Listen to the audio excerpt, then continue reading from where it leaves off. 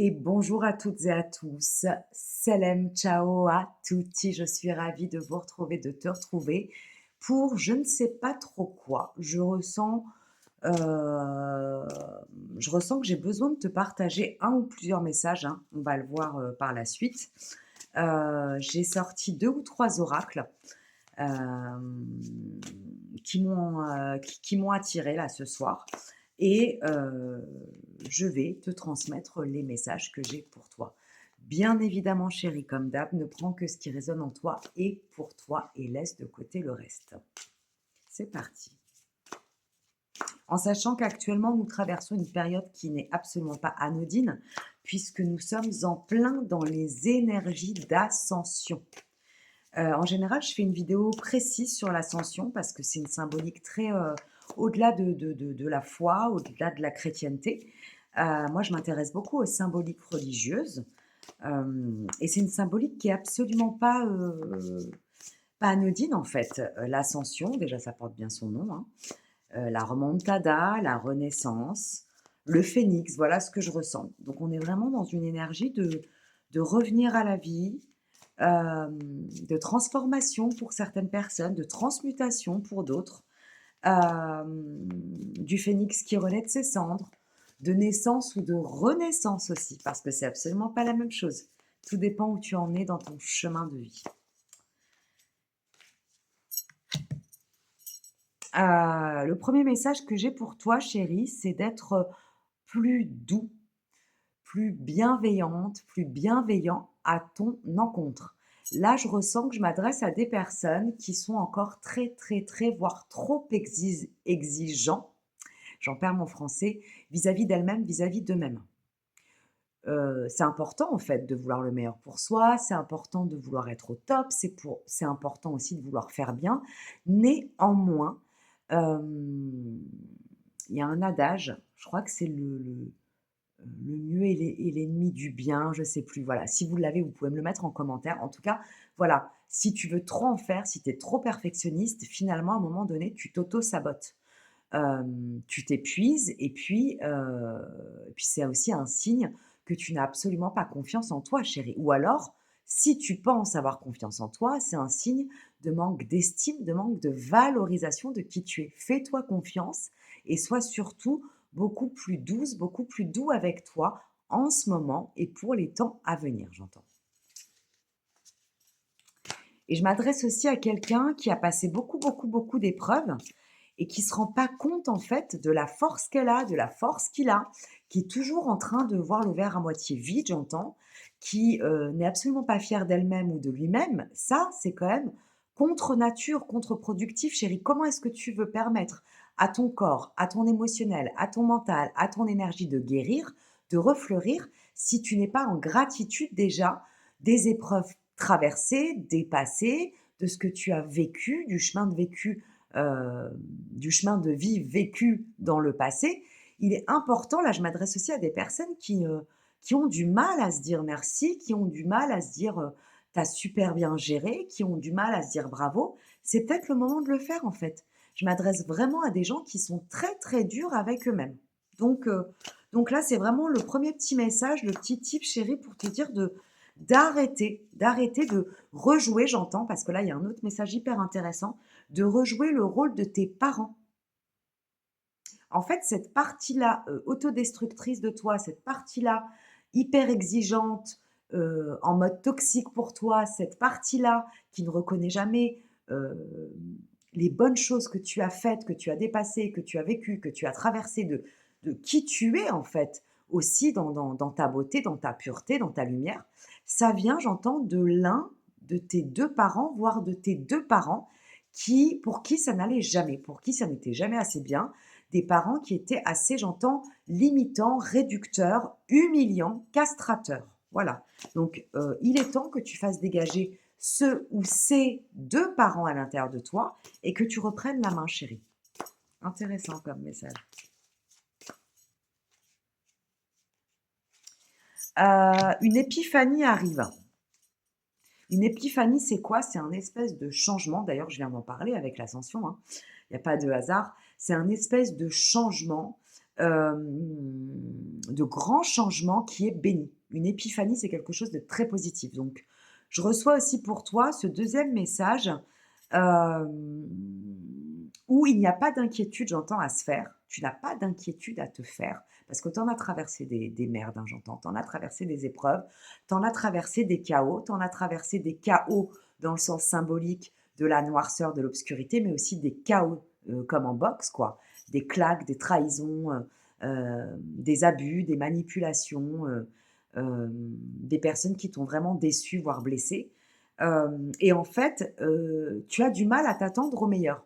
Ça fait aussi partie de ta personnalité, j'entends. Donc vraiment, moi, le message que j'ai à te donner là, c'est que tu vas avoir vraiment une période sous haute protection et sous haute bénédiction.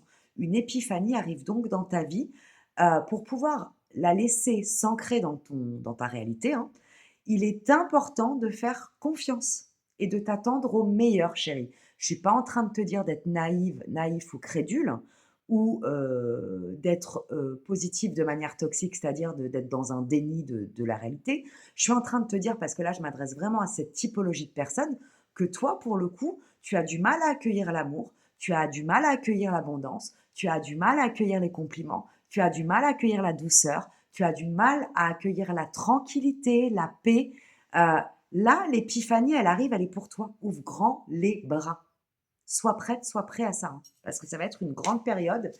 Et en mode temporalité, j'entends, alors ça arrive là, hein, dans pas longtemps, mais que ça va durer entre 1, 3 à 6 mois. Et quand je parle d'une période bénie, je te parle d'une période où toutes les portes vont s'ouvrir, peu importe la thématique, chérie.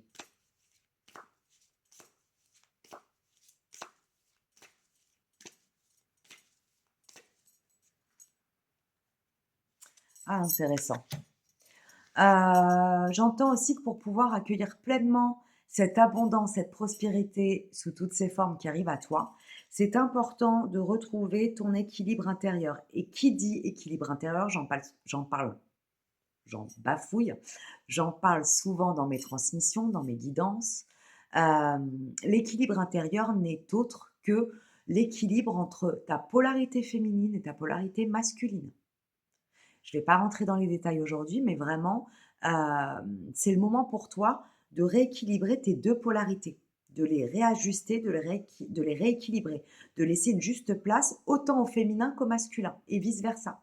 J'entends qu'il y a des personnes qui sont trop dans leur masculin dysfonctionnel, l'agressivité, la colère, la violence, la rage, et d'autres qui sont trop dans leur féminin dysfonctionnel. Un surplus d'émotivité, des crises de larmes, un repli sur soi, de la paranoïa, j'entends même, c'est-à-dire, à tout trop ressentir de manière intense sans pouvoir le gérer et à ne plus être en soi, à être autour de soi, mais être un peu à côté de ses pompes, à côté de soi. Donc vraiment, en rééquilibrant chacune de tes polarités, tu vas retrouver ton équilibre intérieur et là, on est vraiment dans une période qui te demande de te recentrer et de faire la paix avec ton côté féminin et ton côté masculin et de réajuster, de voir ce qui se passe. Tu vas voir que quand tu vas réajuster l'un, l'autre va aussi automatiquement s'ajuster. C'est magique. J'entends aussi qu'il y a des femmes qui sont hyper yang. Alors moi, je suis une femme yang, hein. Il n'y a aucun problème avec ça. Néanmoins, quand ta polarité masculine en tant que femme est déviante, bah, une femme qui est trop yang, c'est une femme qui va faire flipper les hommes, par exemple, et qui va être beaucoup trop entreprenante, qui va pas se laisser accompagner, se laisser soutenir, qui va avoir du mal à déléguer, à lâcher prise. Et j'entends aussi que je m'adresse à peut-être à des hommes qui sont trop dans leur yin, dans leur polarité féminine dysfonctionnelle. Et en fait, bah, ce sont des hommes qui ne se positionnent pas, qui n'agissent pas, qui n'ancrent pas dans la matière. Donc vraiment, je m'adresse à des personnes qui ont besoin de réajuster leurs deux polarités, voire leur polarité inversée, j'entends. Waouh! Je viens de tirer la carte de la prospérité. Je viens d'en parler là avec cette épiphanie, cette période d'épiphanie qui s'ouvre à toi, hein, qui va durer quelque temps. Euh, Crois-y, crois-y encore une fois. Je m'adresse à des personnes qui ont vécu beaucoup d'années de galère peut-être. La galère, c'est pas que financier, mais ça peut aussi l'être, hein. Crois enfin que tu es prospère. C'est-à-dire, n'attends pas de l'être, tu l'es déjà. Et c'est comme ça que tu vas attirer la prospérité, l'abondance, hem,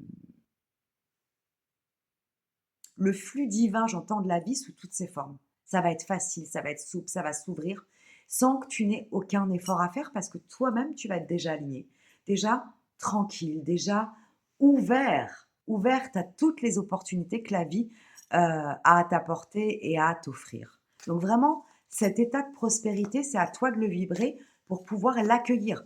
Si tu vibres le manque, si tu vibres la peur de manquer, si tu vibres le chaos de ton passé, comment est-ce que tu veux que la vie réponde positivement aujourd'hui? Et comment est-ce que tu veux que la vie te montre toute l'abondance que tu as en toi et autour de toi? Donc vraiment, accueillir cette prospérité déjà dans chacune de tes cellules, dans ta façon de te positionner, dans ta façon de communiquer, dans ta façon d'être, dans ta vibration. Et tu vas voir comme tout va résonner en face en mode miroir. Un dernier message, j'entends.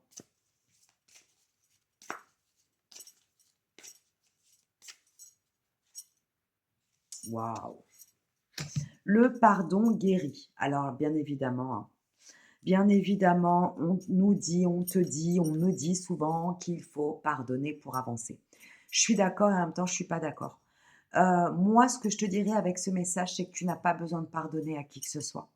La seule personne à qui tu as besoin de pardonner, c'est toi. Alors attention, bien évidemment, tout dépend de l'expérience vécue, hein. Mais tu comprendras ce que je suis en train de te dire. La majeure partie du temps, tu n'as qu'à te pardonner. C'est-à-dire que lorsque tu as vécu des schémas systémiques, des relations abusives, des relations toxiques, des expériences toxiques, quelles qu'elles soient, heu, ça vient souvent de toi. Tu attires ce que tu vibres, tu attires malheureusement ce que tu as connu dans la petite enfance. D'où ce pardon à soi-même. Te pardonner non pas pour les actes de l'autre, te pardonner d'avoir continué à vivre ce type d'expérience, d'avoir continué à cautionner ce que l'autre te faisait, d'avoir continué à accepter l'inacceptable. Néanmoins, bien évidemment, il y a des cas où, ce que nous vivons, ce que j'ai vécu, ce que tu as vécu, n'a rien à voir avec des choix inconscients. C'est-à-dire que voilà. Et en fait, là, on n'est pas dans un pardon de soi, puisqu'on est totalement innocent. Là, cette carte, elle parle plutôt de du premier exemple que je viens de te donner. Tu as traversé de manière récurrente des expériences traumatiques, des expériences difficiles, des expériences violentes, abusives, intenses dans le mauvais sens du terme. Aujourd'hui, ce que j'ai à dire, tu n'as pas à pardonner à qui que ce soit. La seule personne à qui tu te dois le pardon pour pouvoir te libérer et t'alléger, j'entends. Il va y avoir un énorme allègement psychologique, émotionnel, physique, énergétique. C'est à toi. Parce que je pense que actuellement, tu continues à te punir pour des choses dramatiques que tu as déjà vécues dans le passé. Tu vas pas te punir 2 fois, 10 fois, 15 fois, 20 fois, chérie. Parce que notre pire bourreau, c'est nous-mêmes. Donc vraiment, cette carte avec le pardon, elle arrive à point nommé. Je pense qu'elle va clôturer hem, ces messages et cette transmission que je t'apporte aujourd'hui. Comme d'habitude, chérie, ne prends que ce qui résonne en toi et pour toi. Et je te retrouve très vite parce que je sens que je vais avoir énormément de messages à te transmettre ces prochains jours. Prends grand soin de toi, je t'embrasse bien fort. À très très vite, chérie. Ciao, ciao.